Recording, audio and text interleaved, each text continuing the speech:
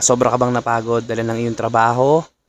Yung physical mong katawan, sobra bang napagod? So, hayaan mo, pagtulog mo ngayon, bibigyan ka ng kapayapaan at himbing ng tulog na ibinibigay ng Lord.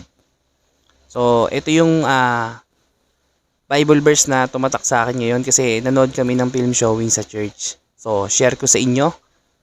So, ito yung message niya. Ito yung isang Bible verse na nakalagay doon. So, kung meron kang Bible, sana meron nga eh. Yun ang pinakamaganda.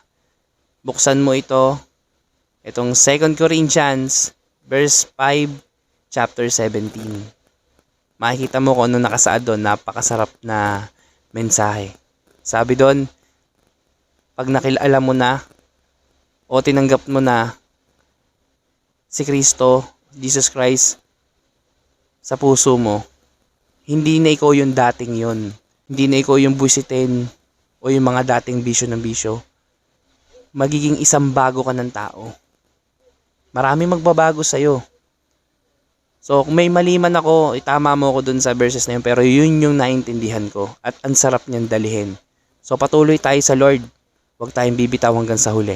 Be still, kapatid. God bless.